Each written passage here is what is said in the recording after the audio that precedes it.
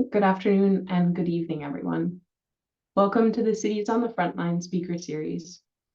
My name is Valerie Brown from the Resilient Cities Network, and I'll be your co-host today, along with Amy Boutehouse from C40. Today's speaker series focuses on the critical challenges and innovative solutions that urban areas are adopting to combat rising temperatures. We have a special presentation from Paris on their 50 degrees Celsius heat exercise. We'll hear how it was conducted and what insights the city gained during this exercise. About the series, the Cities on the Frontline is a virtual thought leadership speaker series featuring solutions by cities for cities.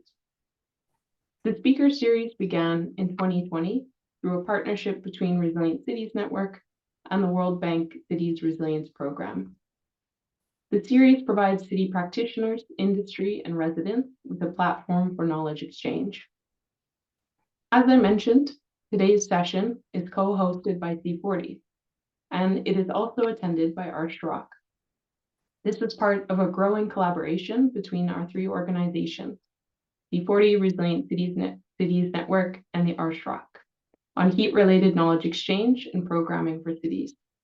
We're combining the strengths of our respective organizations to most effectively serve our partner cities and communities. Before we start the session, let me remind everyone of the intention of the speaker series and some of the ground rules. The purpose of this global seminar is to have an open and honest learning conversation. We have almost 700 registered participants for the call today, which is great. So to facilitate the discussion, we ask you to write your questions on the Q&A Zoom function. We also welcome you to introduce yourself in the chat function so we can understand what type of participants are joining the session.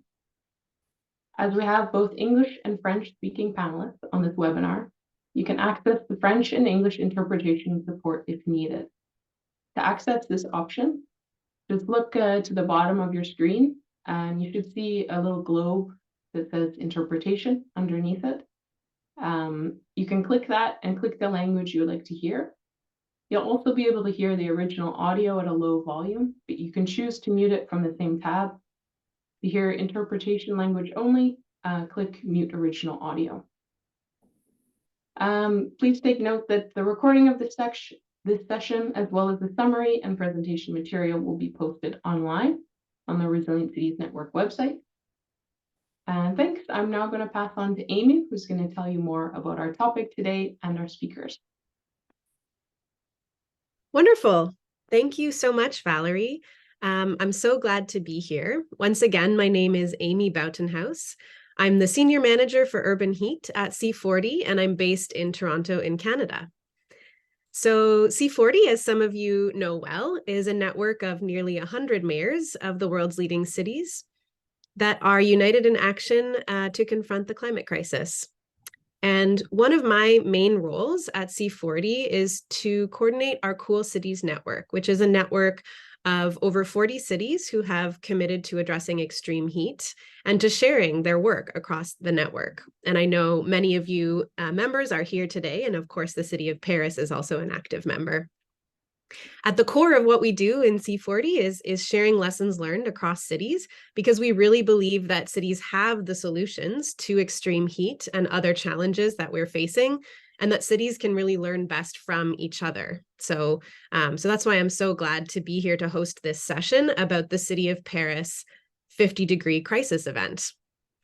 As I mentioned, City of Paris is a member of the Cool Cities Network, but also Mayor Hidalgo is a steering committee of C40, and Paris is a strong leader within our group.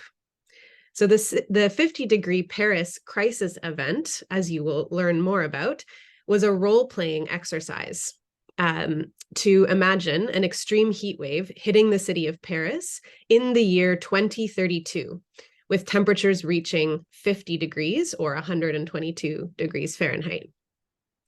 So you will hear today about how the city organized this event, why they thought it was important, and what were the lessons learned in hosting this exercise. And I was actually lucky enough to attend this crisis event. It was held in October, And we also brought along 2 city representatives from other cities, from London and Madrid, who were part of the C40 Cool Cities Network to observe. And it was connected to a workshop that C40 was co-hosting alongside the city of Paris in October on nature and heat. And the thing that really struck me most about this event was that Paris really opened themselves up to the public, to elected officials, to the media, to play along in this role-playing game on heat together. It's very common for cities to undertake mock crisis exercises to test emergency readiness.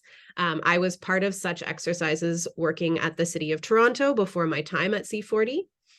But it's really uncommon to have such an exercise involve so many people outside government and to really bring the public along and the media along with this event. I thought that was really unique. It's a vulnerable thing for city officials to do because perhaps there's a worry that, if we do this exercise, are we showing a weakness? Are we showing that we're perhaps not ready for these events? And so I think it's really courageous for the city of Paris to do this. So let's get to it then. Let's hear from this event. So we have 3 city officials from the city of Paris here to speak with you about this exercise. I will introduce them in a moment and we will hear from them. And then we will invite reflections from 2 leaders on heat. And then we will open up the discussion to all of you. So that's what we're going to be doing over the next hour. So I'm very glad to introduce the 3 speakers we have from the city of Paris, and I'll introduce them all together, and then I'll pass it over to them. So first, we have the Deputy Mayor of Paris, Pénélope Comitès. She is responsible for innovation, beautification, the Prospective Paris 2030 project, and resilience. And previously, she held portfolios related to green spaces, biodiversity, urban agriculture, people with disabilities, among other things. So she's had a long career in politics working on issues related to resilience, climate, the environment, and she was also previously the General Director of Greenpeace France for 5 years. So we're very, very glad to have you. We also have Julie Roussel. She is the head of climate change adaptation in the city of Paris. And she is an environmental psychologist with a PhD in urban planning and spatial development.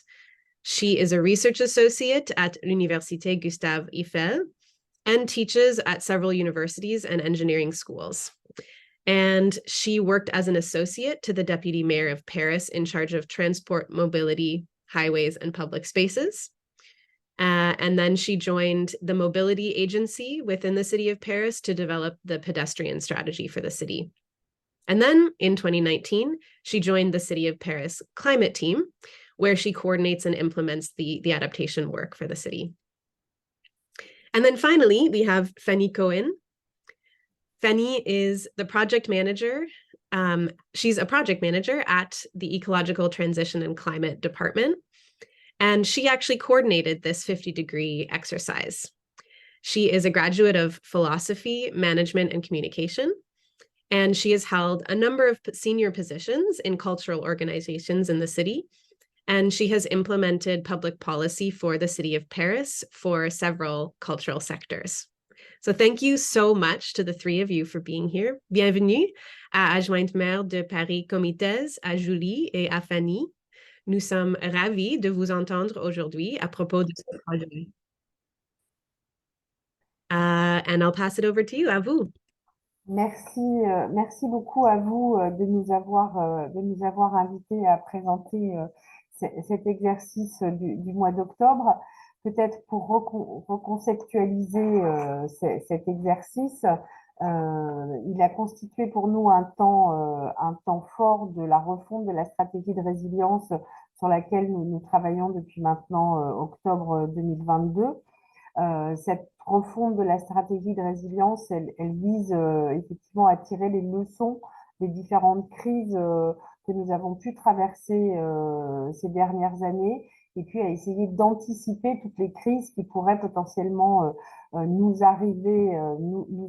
Et l'idée est effectivement de faire de Paris une ville capable de pouvoir affronter avec ses habitants, parce que c'est ça qui est effectivement nouveau dans cette stratégie de résilience, avec ses habitants, toutes les types de crises, celles qu'on peut imaginer et puis potentiellement celles qu'on n'imagine pas, parce que je dis souvent que c'est celles qu'on n'imagine pas qui va arriver, et puis leurs conséquences, tout en essayant parallèlement, et c'est aussi notamment les travaux que mène Julie et d'autres de mes collègues, d'adapter la ville et de s'adapter assez rapidement et se transformer sur le long terme, tout en protégeant et assurer de manière pérenne la protection des populations, une bonne qualité de vie et un bon fonctionnement urbain. Alors c'est vrai que cet exercice de crise, c'était un moment un petit peu particulier, un moment un peu angoissant pour nous aussi, hein, parce que comme vous l'avez dit, on s'était un petit peu lancé dans le grand bain avec des interrogations. Est-ce que ça allait fonctionner, pas fonctionner? C'était beaucoup d'inquiétudes. Est-ce qu'on acceptait effectivement de prendre ce risque de voir quelque part, pour différentes raisons, cet exercice mal fonctionner devant la presse française? Voilà, bon, c'est un risque qu'on a pris. C'est un exercice qui a été organisé avec la préfecture de police, la brigade des sapeurs-pompiers de Paris et à peu près une centaine de partenaires de la ville qui interviennent sur le territoire parisien de manière continue, qui a constitué à simuler avec des Parisiens, puisque c'était ça effectivement qui était un petit peu nouveau, puisque c'était pas un exercice de crise en salle, comme on a l'habitude de le faire de manière assez fréquente à Paris ou comme le font beaucoup d'autres organisations, mais de le faire effectivement avec des Parisiens où on a simulé effectivement une canicule d'une longueur et d'une intensité inédite sur le territoire parisien, ce qu'on a essayé d'appeler le dôme de chaleur, comme cela a pu avoir lieu notamment par exemple à Vancouver. Je crois que ces exercices de crise, ils sont effectivement très utiles pour renforcer la résilience urbaine. Je crois que ce que moi j'en tire aussi, c'est-à-dire qu'ils permettent, ils ont permis, cet exercice, il a permis aussi de mobiliser les acteurs, tous les acteurs qui n'avaient pas forcément l'occasion de se rencontrer, qui n'avaient pas eu jusqu'à présent forcément l'occasion de se rencontrer et de travailler ensemble pendant de nombreux mois autour d'un risque anticipé sur le territoire et de trouver effectivement un certain nombre de réponses opérationnelles. Nous, on fait des exercices de gestion de crise de manière classique, en lien avec la préfecture de police dans notre salle de gestion de crise. Mais c'est vrai que ces exercices, la population n'est jamais au courant ou très, très rarement au courant. Et donc, on a vraiment voulu, là, nous, se préparer et préparer les Parisiens. Alors, c'est vrai que la ville de Paris elle déploie depuis de nombreuses années une politique, je dirais, assez ambitieuse en matière d'adaptation au changement climatique. Nous sommes différents adjoints à travailler sur ces thématiques, que ce soit mon collègue qui est chargé du plan climat, mon collègue qui travaille sur la végétalisation de la ville, le plan biodiversité, le plan pluie, le plan frais. Nous avons le premier adjoint de la ville de Paris qui a travaillé pour la première fois à ce qu'on appelait un plan local d'urbanisme bioclimatique. Voilà, donc, mais effectivement, une canicule à 50 degrés, ça représente une situation totalement inédite qui soulève beaucoup de défis sur un territoire comme Paris, très urbanisé notamment. Et quelque part, se confronter à une telle situation, c'est aussi s'assurer que voilà, les politiques publiques que nous mettons en place, elles sont bien à la hauteur des défis qui nous attendent, et surtout essayer, et c'est aussi aussi des buts de cet exercice, d'essayer d'inventer de nouvelles idées à mettre en place pour faire face à ces situations. Alors, c'était vraiment l'idée de faire progresser nos politiques publiques, de mieux assurer la coordination avec tous ces partenaires et le fait d'associer des Parisiens, puisqu'on a associé des collégiens, on a associé des enfants d'école primaire, on a associé les associations de protection civile, on a associé des habitants d'immeubles sociaux. C'était de montrer aussi aux Parisiens quelque part qui ne savent pas forcément que voilà, on fait des exercices de crise, qu'on se prépare et quelque part qu'on se prépare aussi à les protéger. Et c'est montrer aussi aux Parisiens que voilà, les services publics, la municipalité, en lien avec d'autres acteurs institutionnels, travaillent quelque part de manière continue à anticiper et à être en capacité de faire face collectivement et de pouvoir rebondir après et rebondir ensemble. Et alors, on aurait pu choisir de travailler sur un autre risque, hein, on aurait pu choisir de travailler sur une inondation, ça sera le cas en 2025.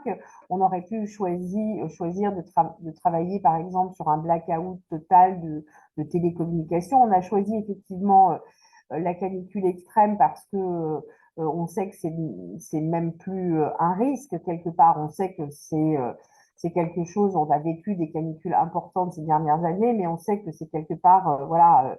C'est même plus un risque, c'est quelque chose qui va devenir un peu récurrent à Paris comme sur beaucoup d'autres territoires. Et cet exercice de crise qui va vous être présenté par Julie et Fanny, que je remercie encore pour tout le travail qu'elles ont fait, parce que c'était, comme je l'ai dit, quelque chose d'inédit, quelque chose qu'on n'avait jamais fait, qui soulevait beaucoup d'inquiétudes en même temps, hein, avec des choses qu'on maîtrisait pas, qu'on n'a pas forcément tout maîtrisé le jour de l'exercice, notamment la première heure avec la presse a été un petit peu, pas chaotique, mais c'était un petit peu compliqué. Euh, Cette journée, elle comportait en fait, cet exercice, il comportait deux journées, en fait, une journée in situ avec les habitants. Alors, on les a préparés effectivement avec Julie, avec Fanny et avec toute la direction de la transition écologique et du climat, mais nous avions pris en plus un prestataire spécialisé dans la gestion de crise qui s'appelait Crisotech, qui a été effectivement extrêmement performant, qui nous a aidé, et je pense que vraiment qui nous a aidé à mener cet exercice jusqu'au bout. Et cet exercice, il a été suivi quelques jours après d'un exercice aussi qui avait été très longuement préparé là en cellule de crise, un exercice sur table où les différents partenaires de la ville, les différents acteurs institutionnels, pour beaucoup d'entre eux, ont joué dans leur salle. Et Fanny vous le racontera parce qu'on avait peut-être poussé le bouchon, comme on dit en français, un petit peu loin, et qu'il y avait énormément d'épisodes divers et variés qui ont fait que c'était difficile un petit peu de suivre. Voilà, mais le but de cet exercice, les objectifs, c'était effectivement anticiper l'ensemble des impacts d'un dôme de chaleur sur le territoire parisien. C'était consolider les différentes mesures qu'on a déjà prises, hein. C'était tester des initiatives et des solutions qui ont été déjà développées par la ville et qui étaient en place, notamment lors d'un transfert des enfants à travers un jardin. Alors même si on était en octobre, ça les a beaucoup amusés de tester les brumisateurs d'eau, de tester les ombrières, de tester des salles rafraîchies qu'on a mis en place, et puis surtout d'identifier un certain nombre d'actions complémentaires qui, elles, vont être inscrites dans la stratégie de résilience qui devrait être présentée au Conseil de Paris au mois d'octobre. On avait aussi l'objectif de pouvoir fluidifier la coordination avec nos partenaires en matière de gestion de crise. On s'est aperçu aussi que beaucoup de ces partenaires se connaissaient mais ne travaillaient pas forcément tous ensemble. Donc, ils ont noué des liens et on s'est aperçu que c'était essentiel parce que voilà, il y a une identification des interlocuteurs, une identification de ce que chacun fait. Et je pense que ça va amener et ça a amené à une fluidification des contacts qui, en cas de crise majeure, nous permettra vraisemblablement d'intervenir beaucoup plus rapidement. Et puis, c'était effectivement aussi sensibiliser et informer les Parisiens aux risques liées au fort de chaleur. On s'est aperçu malheureusement que beaucoup de Parisiens avaient pas encore forcément les bonnes pratiques, hein, essayer d'humidifier son corps, de boire beaucoup. Bon, voilà, des gestes assez classiques qu'on imagine, pourtant on fait de la communication dessus, etc., qu'on imagine être rentrés dans l'esprit des gens en cas de forte chaleur. On s'est aperçu que, in fine, voilà, que c'était pas forcément le cas. Et qu'il fallait vraiment une meilleure appropriation des solutions déployées par la ville.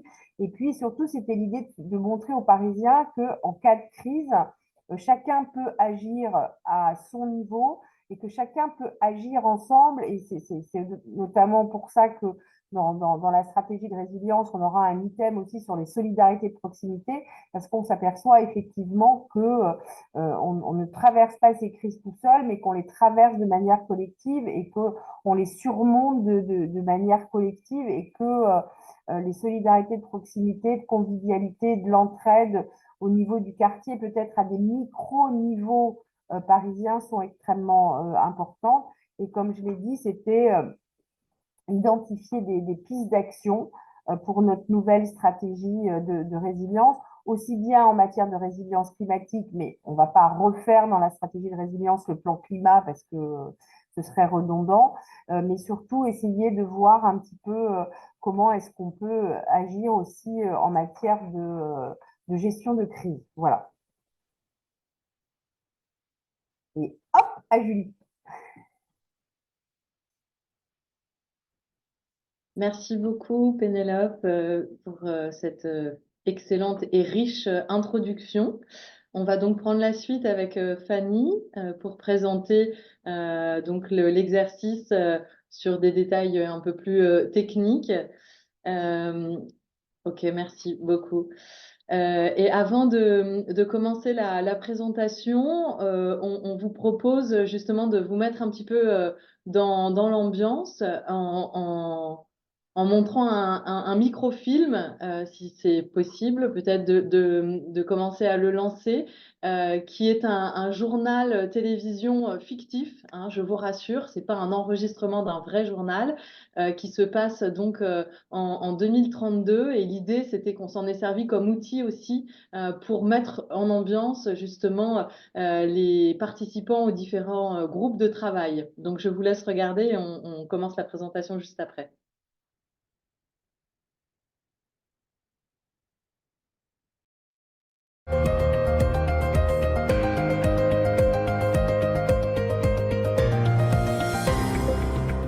Bonjour à tous et bienvenue sur France 7. Nous sommes le vendredi 25 juin 2032, il est 8h.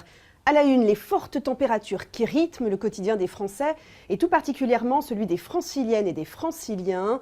Depuis 10 jours, l'Île-de-France vit sous un dôme de chaleur sans précédent.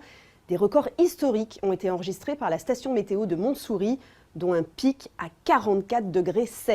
C'est loin d'être terminé, les prévisions sont encore plus alarmantes pour aujourd'hui, avec un nouveau pic attendu à 50 degrés.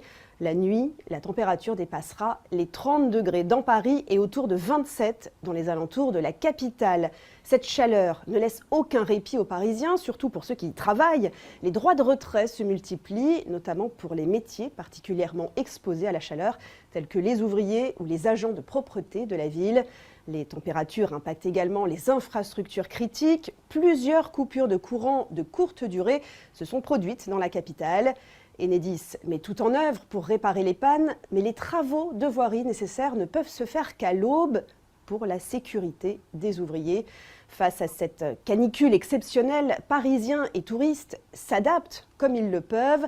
Tous se regroupent autour des ombrières, mais aussi des brumisateurs géants qui ont été installés par la ville de Paris. Les parcs et les piscines municipales sont également gratuits et maintenus ouverts toute la nuit. La situation étant jugée critique, la mairie de Paris mobilise tous leurs moyens et ressources. Infirmiers, pompiers, forces de l'ordre ainsi qu'agents municipaux sont déployés dans les différents arrondissements pour venir en aide à la population. Par ailleurs, les services d'urgence sont également en alerte, prêts à accueillir un nombre élevé de patients. La ville rappelle l'importance de contacter son médecin traitant avant de se rendre aux urgences. De son côté, le gouvernement a ouvert sa cellule de crise afin d'octroyer plus de ressources à la ville.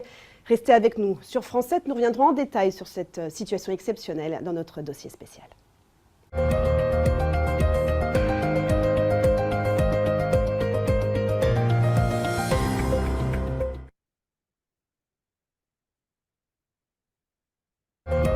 Merci beaucoup. Donc effectivement, cette vidéo, donc, elle n'était pas en anglais, hein, elle n'a pas pu être traduite pour l'instant, mais je pense que vous avez compris, les images parlaient d'elles-mêmes, que l'idée était de pouvoir mettre justement dans une ambiance voilà, qui permette à chacun et chacune de se projeter dans un Paris où il ferait 50 degrés, ou du moins il ferait très chaud, et ce depuis plusieurs jours.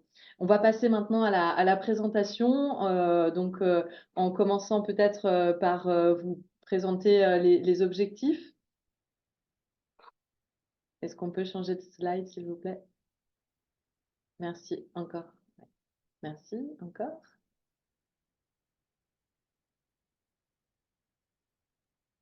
Merci beaucoup. Donc, comme vient de le dire Pénélope Comitès, on souhaitait effectivement préparer l'ensemble des acteurs du territoire, hein, pour faire face à un dôme de chaleur qui est exceptionnel, en tout cas dans le scénario que nous avons souhaité mobiliser. L'idée, c'était à la fois de pouvoir mobiliser, déjà de pouvoir se baser sur un scénario qui avait été modélisé par les scientifiques. C'était extrêmement important, c'était un souhait vraiment de Pénélope Comitès de pouvoir s'adosser finalement à un document et un scénario qui soit réaliste, pas évidemment tout de suite maintenant, mais qui en tout cas avait une assise réaliste, robuste scientifiquement dans le temps. Donc ça nous a permis de mobiliser justement et de sensibiliser les habitants et l'ensemble finalement des acteurs du territoire, et de travailler ensemble à l'analyse finalement des conséquences d'un tel événement pour le territoire parisien dans tous les secteurs. Et l'objectif peut-être final était de pouvoir justement améliorer, comme l'a dit Pénélope Comitès, les politiques publiques en matière de résilience, bien sûr, mais aussi d'adaptation au changement climatique, et j'ai envie de dire de gestion de la ville, puisque l'idée était que cet exercice nourrisse l'ensemble des politiques publiques parisiennes. On peut peut-être changer de slide, s'il vous plaît, merci. Donc, comme je le disais, on souhaitait pouvoir s'appuyer sur un scénario climatique solide, robuste, et nous avons collaboré avec des scientifiques, des chercheurs qui s'appellent le groupe régional sur le changement climatique de la région parisienne. C'est l'équivalent du GIEC, mais à l'échelle parisienne, ou plus exactement francilienne, de la région Île-de-France, donc pour modéliser justement ce scénario climatique. On peut changer de slide, s'il vous plaît. Et donc les modélisations qui ont été réalisées par les climatologues et l'ensemble des scientifiques qui y ont travaillé ont permis de démontrer que finalement un dôme de chaleur à 50 degrés était possible à Paris d'ici la fin du siècle. Donc, on n'était pas complètement à côté de la plaque, si je puis dire, en travaillant sur un exercice de Paris à 50 degrés, puisque la science elle-même nous dit que c'est une possibilité, qu'il faut s'y préparer, parce qu'effectivement, ça va arriver. Ce que nous ont dit aussi les scientifiques, c'est que certes, le pic de chaleur à 50 degrés était possible, mais ce qui était évidemment le plus préoccupant en termes d'impact, c'est à la fois le pic, mais aussi la vague de chaleur longue et intense avant et après le pic. Et c'est ce qu'il y a de plus dangereux finalement pour l'ensemble du territoire, pour la santé bien sûr, mais aussi pour l'ensemble du territoire, et avec des conséquences sur tout un tas de choses qu'on va expliciter juste après. Changement de slide, s'il vous plaît. les principaux impacts, justement, sur lesquels aussi les scientifiques ont travaillé et nous ont aidés justement à identifier et à classer, catégoriser finalement les principaux impacts. Ils concernent donc le domaine de la santé, donc des impacts sanitaires, avec à la fois une hausse de la mortalité, mais aussi de la morbidité. Donc ça veut dire des entrées aux urgences qui sont extrêmement accrues. Des dommages sur les infrastructures et sur les réseaux, quels qu'ils soient, hein, les réseaux d'énergie, les réseaux d'eau, les réseaux de transport en commun, etc. Des impacts, bien sûr, sur l'agriculture et sur la biodiversité, dont nous sommes évidemment complètement dépendants, notamment en termes d'adaptation aux vagues de chaleur. Et puis des impacts combinés, comme on dit, qui augmentent finalement la possibilité de survenue de nouvelles crises telles que les feux de forêt. On peut changer de slide, s'il vous plaît. Et donc, alors, dès le début de la conception, encore une fois, s'il vous plaît, sur la slide, dès le début de la conception et de la commande donc, de Pénélope Comites, ça a été très clair. Son souhait était de mener un exercice qui soit innovant et qui se fasse en 2 étapes. Donc, comme elle l'a expliqué, une première étape qui donc était réalisée donc de façon assez classique hein, finalement, et qui a eu lieu le 17 octobre dernier, donc un exercice de crise en salle. Et puis une partie qui là est très innovante et qui a eu lieu donc le 13 octobre dernier et qui se passait donc en conditions réelles dans 2 quartiers de Paris et qui associait l'ensemble des acteurs et la population de ces quartiers. On peut changer de slide, s'il vous plaît.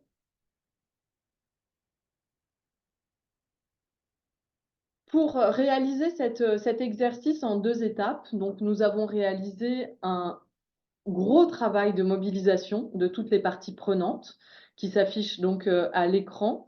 Donc ce travail de préparation, il a finalement duré plusieurs mois. Il nous a appris autant que l'exercice en lui-même. Fanny vous parlera ensuite de la façon dont nous avons mobilisé les citoyens, mais j'insiste vraiment sur ce travail préparatoire qui nous a permis en lui-même en fait hein, de pointer des difficultés de coordination, etc. Et c'était finalement aussi intéressant que l'exercice qui nous a appris tout un tas de choses, mais c'est vraiment la démarche et le processus qui ont été l'ensemble finalement qui a été très intéressant à préparer. On peut changer de slide, s'il vous plaît. Pour mobiliser, enfin juste avant de mobiliser finalement les citoyens, on a mené un travail également auprès donc plutôt d'experts, donc qu'on a réunis en plusieurs groupes de travail thématiques, 4 groupes plus exactement, pour justement essayer d'identifier avec ces experts les différentes conséquences concrètes, très concrètes, d'un dôme de chaleur sur leur activité. Donc ces 4 groupes de travail, ils portaient donc pour le premier sur les énergies, la question énergétique, les télécommunications, l'eau et donc la disponibilité finalement de la ressource ou des ressources en règle générale. Le deuxième groupe, il portait plutôt sur les questions d'espace public, sur la question de bâti, le cadre bâti, le bâtiment, de mobilité et sur les sous-sols, qui était aussi donc un sujet à investiguer. Le troisième groupe, il concernait plutôt la santé, donc tout le secteur de la santé et aussi de la protection civile et sociale. Et enfin, le dernier groupe concernait plutôt les impacts sur l'économie en règle générale, mais aussi le tourisme et le risque assurantiel.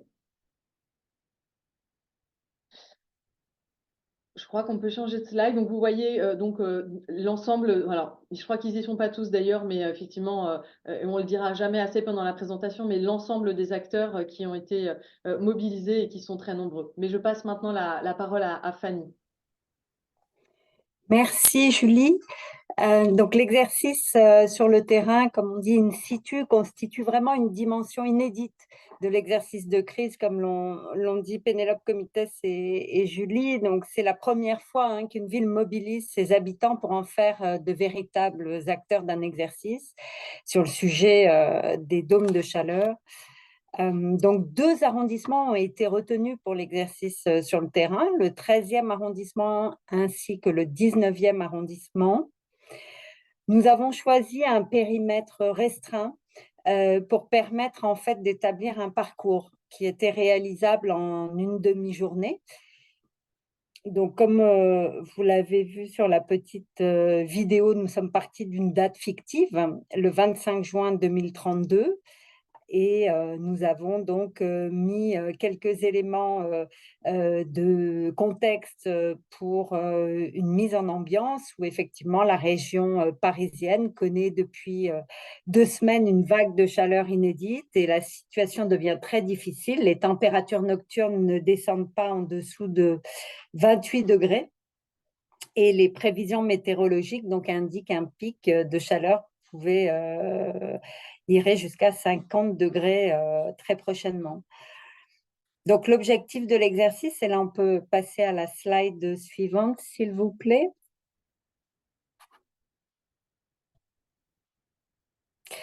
Donc, l'objectif de l'exercice, comme on l'a vu, a été de jouer vraiment le scénario de la mise à l'abri des Parisiennes et des Parisiens dans des lieux refuges. Et 4 lieux ont été identifiés. Une maison de retraite, un EHPAD, un établissement qui accueille des personnes particulièrement vulnérables aux grandes chaleurs, un tunnel, le tunnel de la Petite Ceinture, qui ceinture Paris, qui est un lieu naturellement frais dans le 13e arrondissement, également un parking et une salle rafraîchie d'EHPAD, de maison de retraite dans le 19e arrondissement. On peut passer à la slide suivante, s'il vous plaît.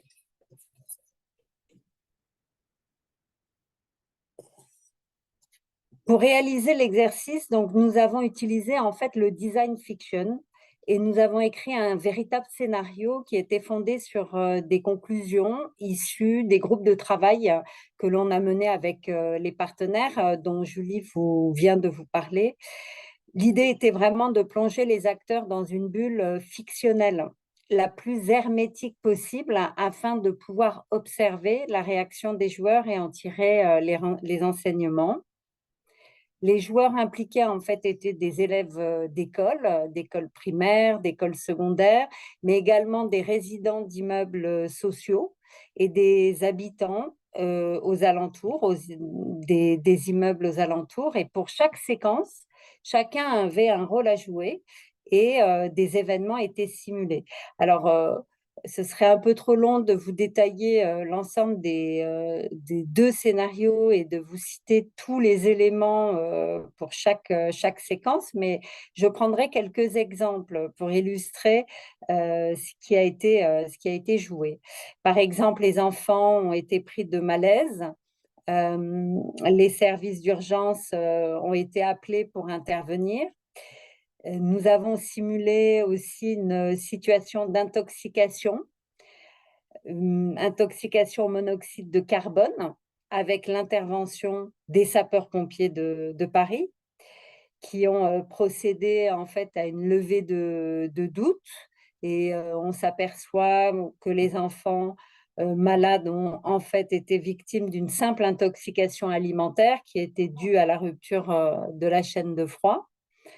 Nous avons également simulé une coupure électrique dans le 13e arrondissement qui a nécessité l'intervention d'Enedis, qui est un des opérateurs d'électricité en France et qui a installé un groupe électrogène mobile et qui a dépêché sur place une équipe pour expliquer la situation aux équipes de l'EHPAD. Autre situation que nous avons simulée, c'est le blocage d'une rue. On a bloqué une rue avec l'intervention de la police municipale qui était là pour sécuriser le périmètre en fait d'un arbre qui risquait de tomber sur la chaussée, qui était la conséquence en fait d'un incendie qui a eu lieu la veille. Et pendant ce temps, une équipe de notre direction de la voirie est intervenue pour réparer les dégâts. Donc, parallèlement, les habitants sont accueillis dans la salle rafraîchie de la maison de retraite et plusieurs événements viennent perturber la matinée, des malaises, notamment à répétition. Donc, voilà un peu les éléments scénaristiques et fictionnels qui ont été joués pendant au moins 2 heures, 2 heures et demie. Et au bout de 2 heures, chaque scénario, en fait, s'est terminé par un cercle de parole à chaud pour recueillir les impressions de chacun. Si vous pouvez passer à la prochaine slide. Donc là, c'était le scénario, le plan du 13e. Voici le plan du 19e. Et encore la prochaine slide, s'il vous plaît.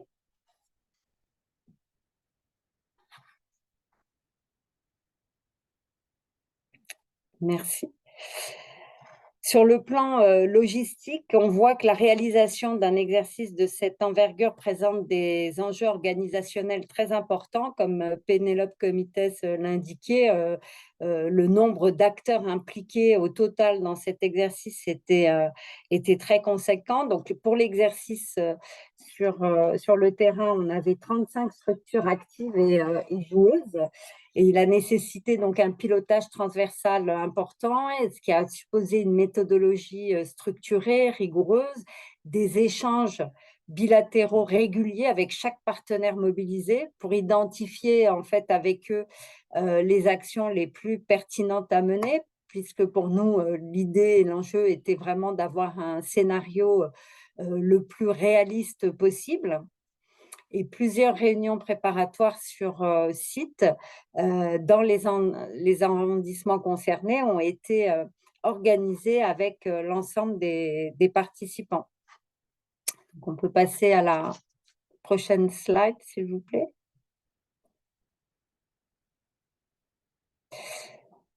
Sur le plan de la mobilisation des habitants et des structures de terrain, donc là aussi, des réunions d'information et des ateliers de préparation.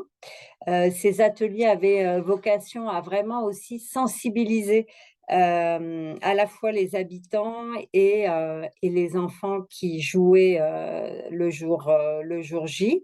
Donc, 7 ateliers environ ont été réalisés et une centaine d'élèves et d'habitants ont été impliqués dans l'exercice. Alors, on va passer à la prochaine slide. Donc, pour vous parler, vous dire quelques mots de l'exercice sur table, qui lui est un exercice réglementaire, cadré, qui se déroule en salle, hein, contrairement à l'exercice in situ qui se déployait sur le terrain.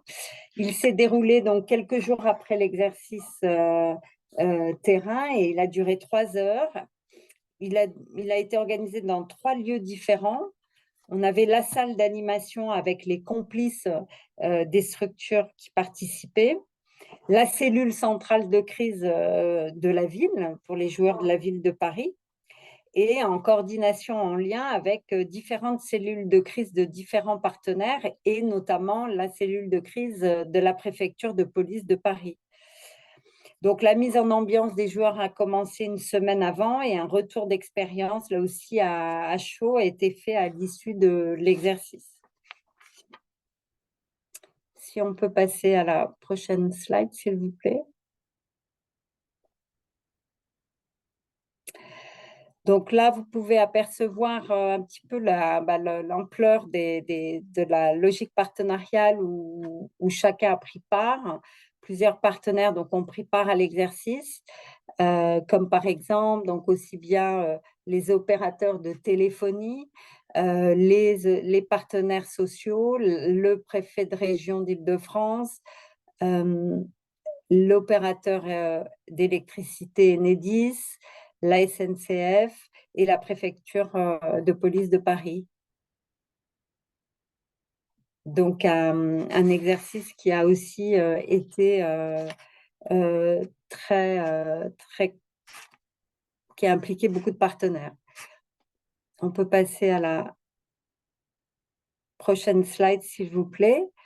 Et je repasse voilà quelques images qui témoignent de l'exercice sur table. Et je passe la parole à Julie qui va vous exposer les enseignements de l'exercice. Merci Fanny, je vais essayer d'aller très vite parce que je crois que le temps va nous manquer. Mais effectivement, on termine pour la partie de la présentation sur les leçons clés et sur les perspectives de travail qui ont été dégagées justement par cet exercice. Donc, je ne vais pas toutes vous les lire, mais je peux vous donner les principales leçons clés qui se sont dessinées suite à cet exercice. Elles concernent évidemment la question de la complémentarité entre ces deux exercices, c'est-à-dire qu'on a appris des choses différentes qui étaient indispensables dans les deux exercices, et c'est bien cette combinaison entre les enseignements issus de l'exercice sur table et de l'exercice en conditions réelles qui nous aide justement à construire et améliorer les politiques publiques. On a aussi relevé que la question de la sensibilisation sur le sujet de la gestion de crise, mais aussi des vagues de chaleur, comme l'a dit Pénélope Comites plus tôt, et a été vraiment enfin, amélioré, vraiment cet exercice a vraiment permis de passer un certain nombre de, de connaissances et on s'est rendu compte effectivement qu'un certain nombre de personnes n'avaient pas forcément les bons réflexes. Peut-être qu'on peut passer à la slide suivante parce que j'ai vraiment peur que le temps nous manque. Sur les perspectives de travail qui se dessinent, merci beaucoup, et qu'on a essayé de catégoriser, il y en a un peu plus que ça, mais qu'on a essayé de catégoriser entre donc des nouvelles perspectives, des choses qui sont a priori pour l'instant pas réellement faites sur le territoire parisien, et puis des choses justement pour lesquelles il y a déjà des amorces, mais qu'on souhaite renforcer. Donc la première idée, c'est de travailler sur un réseau de refuges climatiques, et notamment de refuges à la chaleur, mais pas que. Et puis à la création d'un plan grand chaud qui a été inscrit notamment dans le plan climat, mais qui est une mesure phare également, je crois, de la future stratégie de résilience. La question de développer finalement une culture de risque qui est peu présente, cette culture du risque, pardon, à Paris, et notamment chez les enfants. Et ça, c'est vraiment quelque chose que l'exercice terrain nous a justement appris. Et puis, quelque chose de très important qui concerne à la fois les partenaires et aussi, et surtout, j'ai envie de dire, la ville de Paris, travailler sur le développement de ressources humaines, une organisation du moins de ressources humaines adaptées justement à des situations de crise particulières telles que celle-là. Et puis enfin, travailler aussi, continuer à travailler sur des choses qui sont amorcées sur le territoire parisien, mais continuer à développer encore davantage et à soutenir les solidarités de proximité, renforcer les mesures qui sont dédiées justement aux personnes sans abri, sans domicile, et qui sont évidemment les personnes les plus vulnérables et les premières victimes des vagues de chaleur, et puis formaliser davantage les échanges et tous les sujets de coordination que nous pouvons avoir avec la préfecture de police. Voilà, je suis désolée, je suis allée très vite, mais j'en termine là. Et je crois qu'on repasse la parole à Pénélope Conites. Oui, je vais être très rapide, hein, très rapide puisque effectivement la présentation a été très exhaustive. Merci Julie, merci Fanny. Peut-être quelques grands items sur lesquels on va travailler. Sur le volet gestion de crise, c'est vraiment de pouvoir poursuivre la dynamique collective qui s'est engagée en l'élargissant aux enjeux de résilience et de gestion de crise dans la globalité des situations de crise. On organisera un exercice de crise annuel avec pareil un volet in situ, un volet sur table qui associe des habitants de manière effectivement à travailler sur cette culture de risque. 2025 sera une année qui sera vraisemblablement dédiée à la problématique des inondations qui sera faite avec la préfecture de police. L'idée, c'est aussi de faire des exercices de crise peut-être à une échelle plus macro, par exemple, faire un exercice de crise sur un immeuble, sur une rupture de télécommunication, pour voir comment est-ce qu'un immeuble et une trentaine de personnes peuvent réagir, avec effectivement des ateliers, des mises en situation régulières sur des temps restreints, sur ces mini-exercices. Je pense que c'est effectivement très important. Sur le volet canicule, mais Julie en a déjà beaucoup parlé, on a en France, je ne sais pas si ça existe dans d'autres pays, suite à la canicule de 2003, a été mis en place un fichier qui répertorie un certain nombre de personnes fragiles qu'on peut appeler, ou les services sociaux peuvent appeler pendant les périodes de canicule, qui aujourd'hui se fait de manière volontaire, c'est-à-dire que c'est les personnes qui s'inscrivent volontairement. On s'aperçoit qu'il y a un gap absolument extraordinaire entre le nombre de personnes inscrites et le nombre de personnes susceptibles d'être touchées par des canicules. Donc, ça nécessite des évolutions législatives que nous allons essayer, sur lesquelles nous essayons de faire un plaidoyer pour effectivement avoir un panel de personnes à informer et à vérifier effectivement l'état sanitaire durant ces périodes. L'idée est d'organiser effectivement aussi un maillage de ce qu'on a appelé des refuges sur le territoire parisien. Donc, on va commencer à identifier tous les lieux naturellement frais qui dépendent pas forcément, ça peut être des tunnels, ça peut être des parkings souterrains, ça peut être des espaces arborés, ça peut être aussi des espaces privés comme des cinémas, etc. L'idée, c'est d'avoir à l'échelle de tous les arrondissements parisiens un maillage d'endroits frais qui permettent effectivement de pouvoir mettre les personnes vulnérables à l'abri pendant ces périodes de canicule, et puis un focus effectivement sur les personnes à la rue qui sont, on le sait, les premières exposées, avec effectivement un travail particulier sur la canicule et ces personnes à la rue. Ce matin, moi j'étais en réunion sur la problématique de l'éco-anxiété avec un certain nombre de psychologues et de psychiatres qui disaient que voilà, les personnes les plus vulnérables aussi étaient notamment des personnes en suivi psychiatrique, parce que les psychiatres estiment à 33 degrés le niveau où le stress pour les personnes qui prennent des anxiolytiques notamment est atteint. Donc on voit bien que ça rentre aussi dans une catégorie de personnes effectivement très, très vulnérables, avec l'instauration de ce qu'on a appelé, donc, pour les personnes vulnérables, d'un plan grand chaud qui va nous permettre effectivement de vérifier que toute cette population est bien à l'abri.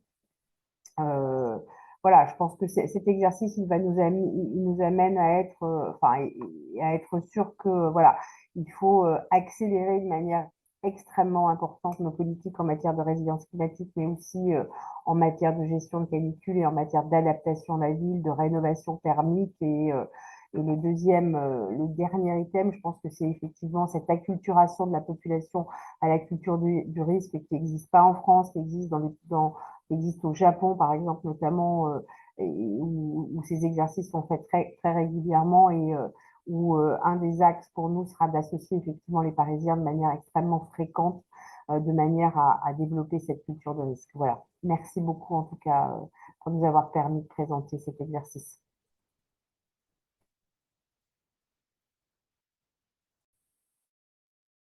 Thank you. Thanks for the wonderful presentations from the entire Paris team. I think we all found that really interesting to see how you collected input from different stakeholders and coordinated them during the actual exercise. We have a few minutes left, but we want to hear from our two panelists that we have and some of their reflections on their work. We're going to start with Bushra Afreen, who is the Chief Heat Officer to Dhaka North. Bushra, what is something that stood out for you in the presentation, and are there any lessons that you'll bring back to your city for this event? Yes, absolutely. Thank you, Valerie, and thank you, Penelope and Julie, for such a and the interpreter as well. Thank you so much for all your work. I think the thing that stood out to me the most was the commitment that the city of Paris made towards extreme heat crisis management, which a lot of cities still haven't done. It's kind of like a fire drill, but like in a bigger scale. And I really appreciated that. And I've already brought it up with our city officials. Particularly how you know what was done to keep students in school. Bangladesh, Dhaka is a very it's still developing, but it has a lot of people who are living still below the poverty line, and their housing is not equipped for extreme heat. And when we're sending kids back home, we are putting additional pressure on mothers. So I would like to see how we could make schools much more resilient instead of going for a short-term solution, which you know, has several other impacts. The other thing that I was thinking about is how interesting it is to have a command center. We have command centers for other things, but we don't have a command center for extreme heat, and we could definitely work on that. And the other thing was yesterday Amy spoke of the fact that it was also in the simulation, there was people, the city hired a generator company. And I really love that idea, because in a lot of places in Dhaka, we have informal settlements with like millions and millions of people living there. They are not legal areas, like the city doesn't formally recognize them. So they have to take power illegally. So when there are blackouts, they don't get power until like 15 hours later, which is fatal during heat waves. So we're thinking of how to bring power to these communities. What can we do? What can be done? And I think the idea of hiring generator companies to work within these spaces is a very interesting that should warrant a bit more exploration. Lastly, I really like what Amy talked about in the beginning as well, how courageous it was for Paris to do this, to undertake such a big scheme of crisis management. The simulation really is a shining example to Paris's commitment to dealing with extreme heat, whereas we are still living in a situation where the government doesn't want to acknowledge vulnerability or doesn't want to show any weakness. So it just doesn't even try to explore situations or opportunities that could expose its weaknesses. And that makes our jobs much more difficult because this is so new and this is such a new phenomenon, and we have to really build the support systems. And we can't do that if we don't talk about our weaknesses, if we don't talk about our vulnerabilities. So I think this was a really good exercise, and I think Dhaka would really benefit from having a similar exercise of its own. Thank you. I know we're short on time, but I had more comments too, but I think Amy will be happy that I was able to wrap up so soon. Okay. Thank you. Yes, absolutely. Thank you so much. Of course, we only have 2 minutes left now, so we see there are some questions in the chat. And we invite you to put your questions in the chat, and we and the Paris team can do our best to respond to them in writing. So feel free to continue to add. We do have one other panelist that we invited, Owen, who is the Deputy Director at Atlantic Council's Adrian Arsht Rockefeller Foundation Resilience Center. And we also wanted him to reflect on a few things that stood out for him in the presentation. Owen, apologies for the shortened time, but we'd love to hear a few comments from you. Thanks, Amy, and no worries. I'm really glad to have been able to hear about this exercise from our colleagues in Paris. And I think just with a couple of minutes left, 2 things that stood out. One is this focus on cascading impacts. I think we know from research that's been done in Phoenix and in other cities. In Phoenix, they did a study on if a multi-day heat wave happened during a blackout, and it showed that nearly half the city's population would go to the hospital, and that over 10,000 people would die. And so I think what Paris has done in terms of looking at what happens when there are these other impacts from air pollution from blackouts is really, really important and going to become more and more likely. And the second is just, I think it's amazing that Paris has done this. And the question for me as someone looking across cities around the world is, how do we take an exercise like this and right size it to other cities? How do we make it something that is a template that can be adapted to local contexts? And whether it's the tabletop piece only or some smaller version of this massive effort that was put on by Paris, how can other cities take part in this? Because I think people learn by doing, people don't remember by planning. And so I think the more that we can take something like this and learn from it and make a template that other cities can adapt and use in their own context is really important. So thanks, and back to you, Amy. Well, we are short on time, which sometimes does happen when you're having such a rich discussion. So I think we are just going to move to wrap up. And so I'll pass it to Valerie to wrap up, and we'll continue to try to respond to your questions in the chat.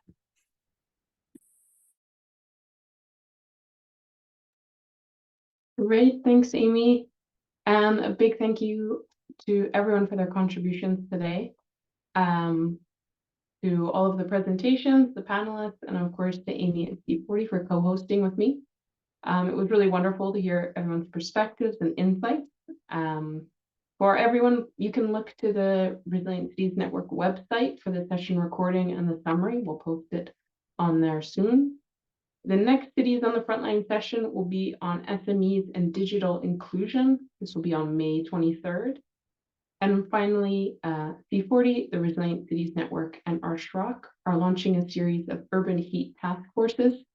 These are short-term ad hoc city collaborations oriented around challenges set out as high priority by our member cities themselves. The first two task forces will be on early warning systems and on heat planning, and these are open to member cities of our networks. Thank you to everyone today. I hope you have a wonderful rest of your day, and goodbye.